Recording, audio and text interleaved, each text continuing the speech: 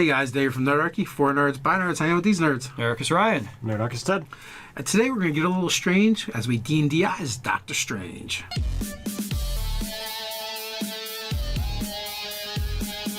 Hey guys, jump down in the description below where you can find Nerdarchy, the newsletter, game weekly tips, as well as learn how to game with Nerdarchy. Right, Doctor Strange, for some people, he's been around a long time. For others, it's like, oh, who's this guy? There's a movie. Sorcerer Supreme!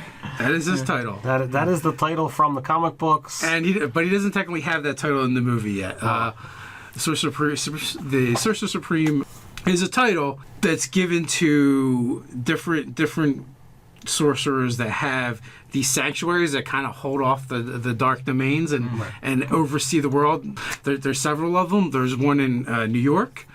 There's one in Tokyo, I believe, and there was one in London. Was, whatever. I was like, do we need to spoiler alert this a little bit? There might be spoilers, maybe. I don't know. So I saw the movie. It was a fantastic movie. It was well done.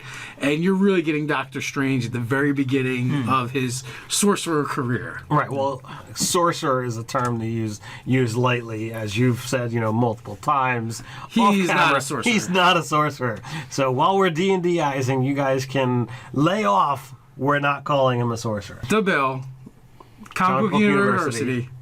Probably William Coletti, several other aliases. He actually D&D'ized Doctor Strange on the website for us. Right. So Thursday's article, go check it out. And then he's also doing some stuff over at Comic Book University. You can check out as well and see what he's got going on there. But we're going to do our version of D&D'izing, which is a little bit different than his, I think. So he went way out of left field. He actually made him a 58th level character. I don't think we need to have him go quite so crazy. Yes. Well, so clearly Doctor Strange is human. That's not very far of a stretch. The question, though, is the background. How do we get to a surgeon from Sage? I think a sage is a pretty natural fit. You could either go Sage or you could go Guild Artisan and have, his skill, his craft was, with that. Yeah. Yeah, so I think so too, and also the Guild Artisan also belongs to like a governing body in a sense, and which there would kind of that be in the medical profession. Yes, so I think that's closer. While Sage isn't bad, I think the problem with Sage is more academic and less practical, hands-on. Right. So that's not too much of a problem. You went to vocational school, doctoring is a very a high intellectual thing to do, and really it is, but it's also very hands-on. We should have Kurt on here so we can talk about this. We should. Dr. Kurt, are you in the house? Clearly, he's a wizard. Now, I could see some confusion for some people where it'd be like, well, maybe he's a warlock. Because he does invoke, a lot of times, named beings. But I kind of just take that as part of his incantations for triggering spells. I would agree with that. In the movie, throughout the series, he always refers to books. He is learned. It is definitely where I would go. And then there is something about scripting and a learning process that seems to go for Stephen Strange than I just have these abilities. So the question though then is, where do you go for a tradition? What tradition does he use? A part of me wants to go, isn't he enchanter or is he abjurer? An invoker. Yeah. No, not an invoker. I would lean towards abjurer, but part of me is also like, well, he uses a lot of devices. So you think an artifice? So like artificer, but the truth of the matter is transmuter? But no, not a transmuter. But his devices are kind of more like magic items that he has access. I would think abjurer. He's a protector. He's a defender. That's true. The title Sorcerer Supreme really is, I defend this dimension. That's true. Back the fuck up. Essentially. Subtitle. Yeah. Read between the lines. Yeah. So I would think that Warcaster would probably be a feat that he would have as far as his build out. There's a number of feats that he should have because he's a little bit more physical as well, if I remember correctly.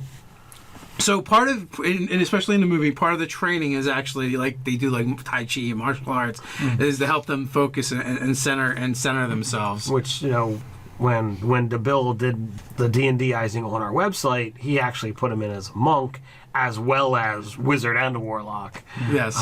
Just to crazy, crazy levels. Now, how are we adding in the physical physicality. stuff? Is he a monk and a wizard, or is he just trained?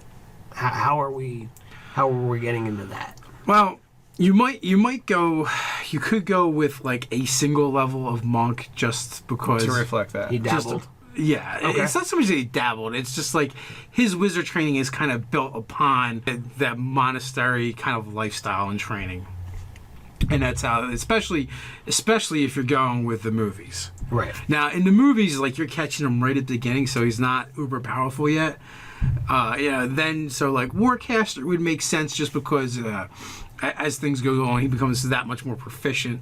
Like some of those abilities are going to be kind of wasted as far as he's not really wielding weapons per se or wearing armor, so that's not going to be. But relevant. being able to take a casting a spell as a reaction is a very handy thing, and then also to having advantage on checks to concentrate on spells. Yeah, that's what I was So thinking. those are the I think it's huge to be able to cast a spell as a reaction. That coupled with the concentration is what really sells that feat. So wielding a weapon, all right, it's kind of neat. That's like more of a ribbon ability for your Eldritch Knight sort of character. Oh no, that actually comes up a lot where when you're like, I need to cast a spell, but my hands have stuff in it, like economy of action stuff. It comes up, but yeah, for this character, it's not going to matter so much. Are there any other feats that we want to give him? Observant. He definitely could have observant or skilled or any Alertness? of the Alert? Nah, I would not give him alert. I don't think he's super perceptive, but Well, observant is perceptive. Alert is quick to reaction. yeah, but in different ways. Like with alert, you can't be surprised, and it also gives you a bonus to initiative. Right, and I thought he was quick to act when. See, I haven't seen the actual movie, but I've seen the animated stuff, and he did seem to move pretty quick by my remembrance. Well, I just think he's experienced. He actually has a lot of magic items that fill in the gaps. That's one of the things that makes Doctor Strange difficult. Like he's got the Eye of Agamotto, which that's where, Agamemnon. or however you say it. I'm not sure, but but that's one of the items that gives him a lot of perception abilities. Yeah. Okay. He also has the Cloak of Levitation, which we saw in the movie, which was kind of humorous, and they had a little fun with that. You saw some of that in the previews. And you also the Book of Venishtu or something like that is referred to. Yeah. I can't pronounce these made up words. So I'm correct saying all of Dave's pronunciation in the comments below. Yeah, pretty much. Now if you go with the comic books, then he is absolutely an epic level character, and he's got the chops. So first and foremost, he's like maxing out his intelligence. He doesn't probably have a dump stat at all. I mean, if anything, like early on, his dump stat might have been charisma because he was kind of a dick. Yeah. But as he levels, that becomes like a 10 and then a 12. he becomes more likable as he goes along, and he also realizes what a jerk he's been all along. So he kind of like starts coming around. It was actually one of the cool parts about the movie, to kind of watch his arrogance kind of get humbled throughout the movie. As he realizes that there's so much of the world that he has no flipping clue about. Yes, human, Guild artisan, wizard wizard with one level of monk, just to go with the monastery training. That, yeah.